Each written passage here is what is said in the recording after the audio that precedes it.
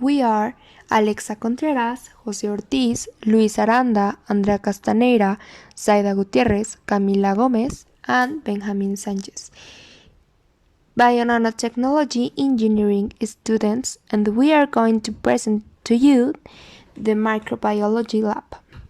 There's a lot of laboratories. Some of them are for the study of chemistry, physics, math, mechatronics, etc.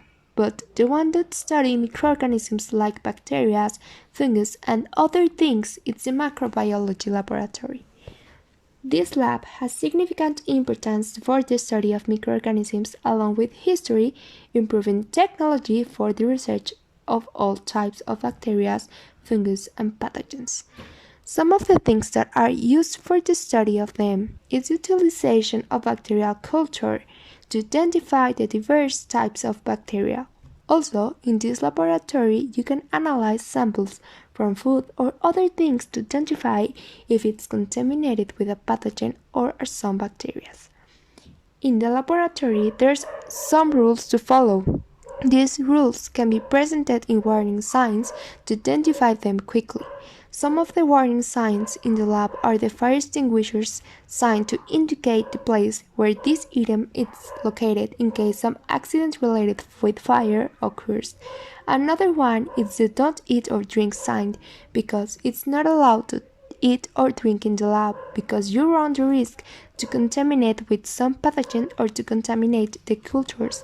Also, to avoid the contamination, there's a hand washing sign to indicate that you must wash your hands before and after manipulate some of the samples or cultures. In case if there's a major accident in which the persons can suffer an intoxication or if the lab is burning, the route to evacuate is different from the front door. That's why this sign to locate the evacuation route is also important and present in the lab. An autoclave is a metallic device with thick walls and an hermetic system with the purpose of sterilizing laboratory material from pathogenic microorganisms, using water steam at high pressure and temperature. The high levels of pressure avoid the water from boiling at high levels of temperature for obvious reasons. If the water starts boiling, it is possible that it will evaporate and unfinish the process. This device works by checking that the drain valves are closed. It is only allowed the entrance of distilled water. This is because, thanks to the absence of minerals, it doesn't allow the transfer of microorganisms. The water will be poured gently in the rigid chamber to a certain level. Then it is introduced in a special bucket where the materials will be. And finally, closing the security top. Once the top is closed, this will make the pressure inside the autoclave grow gradually until the pressure gauge reaches 103 kilopascals. In consequence of a high pressure, it will reach a high temperature of 121 degrees Celsius. This is a general temperature for the sterilization of instruments, gloves, and clinic tissues. Since the material to be sterilized is most likely to be recordable, it is necessary to test the quality of the sterilization. This means that the applied pressure and temperature will be different for each of the products. In this point is when the sterilization of the laboratory's material takes place, and it can take a lapse of 15 to 20 minutes. Once the sterilization finishes, it has to open the security top with question of the hot steam from the rigid chamber, and the material along the bucket are removed. The final step for the autoclave is to open the drain valves to keep clean the device. The spectrophotometer, it's an instrument, it's a machine that you could find in a microbiology laboratory, and basically it's an instrument that helps the investigator or the scientific to do the spectrophotometry process. This process consists that you put a sample that you want, into this machine, and it shows you information about the live absorption of the sample and the concentration and nature of it. The process shows results of the nature, as I said, of the sample, and most importantly, the amount of substance that you have in that sample of the things that you want. Let's say you're doing nanoparticles and you want a certain size of nanoparticles. So you program the machine to throw a monochromatic light of certain wavelength. That is the principal fundament of the machine. You program the machine to throw a certain monochromatic light of certain wavelength that your nanoparticles will absorb. So you start the process, and the results shows you in statistics and in graphics the amount of nanoparticles of that's the size that you want that are in that sample. So the results helps you to know if that sample is useful for you or is not. The process of of the machine is pretty simple. The machine consists in a light source. The light source that collides into a lens, and it transforms it to a monochromatic light. So that monochromatic light have a lot of wavelengths that the sample is going to absorb.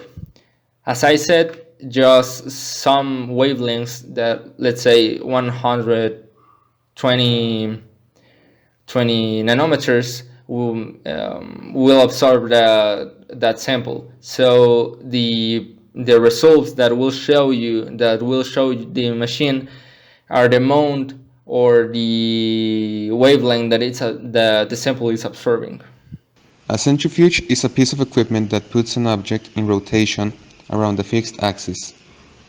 It applies a force perpendicular to the axis of spin that can be very strong.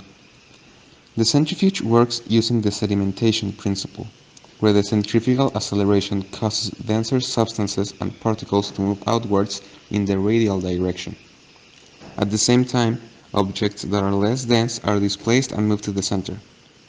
In a laboratory centrifuge which uses sample tubes, the radial acceleration causes denser particles to settle to the bottom of the tube, while low-density substances rise to the top. There are three types of centrifuge designed for different applications, but the ones used for laboratory application are the very high-speed centrifuges and the ultra centrifuges. Those are able to provide very high accelerations to separate fine particles down to the nanoscale and molecules of different masses. Other applications of centrifuges can be found at large scales, used to simulate high gravity or acceleration environments, for example, high-G training for test pilots. How a laminar flow hood functions. In a laminar flow hood, the air is passed through a HEPA filter. This means high-efficiency particulates air, which removes all airborne contamination to maintain sterile conditions. A laminar flow hood consists of a filter pad, a fan, and a HEPA. The fan sucks the air through the filter pad where the dust is trapped. After that, the pre-filtered air has to pass the HEPA filter, where contaminated fungi, bacteria, dust, etc. are removed. Now, the sterile air flows into the working area, where you can do all your flasking work without risk of contamination.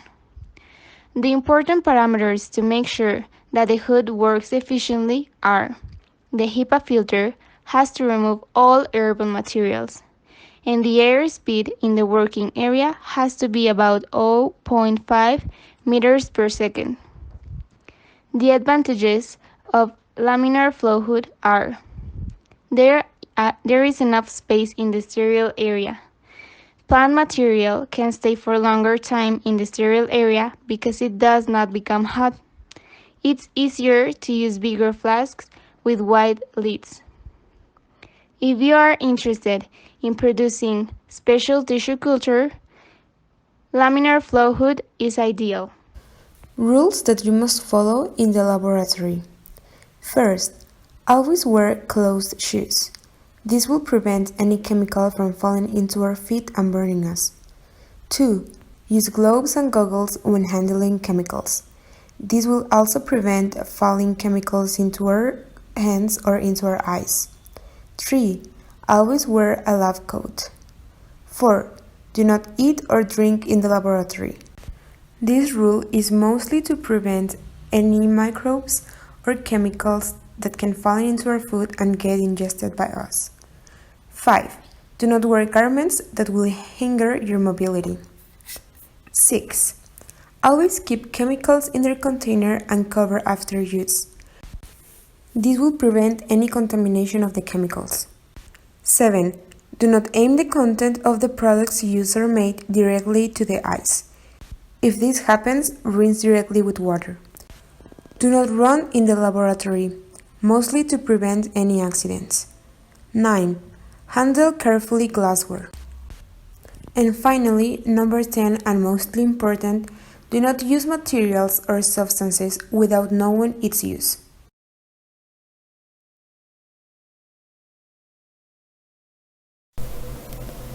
Now we are going to talk about the tools that we use in the laboratory. First, we have the Bunsen burner. The Bunsen burner is a type of gas burner that is used for processes like sterilization, combustion, and heating.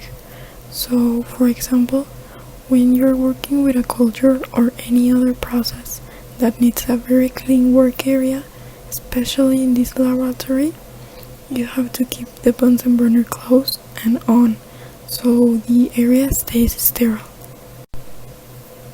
Next, we have the Erlenmeyer flask.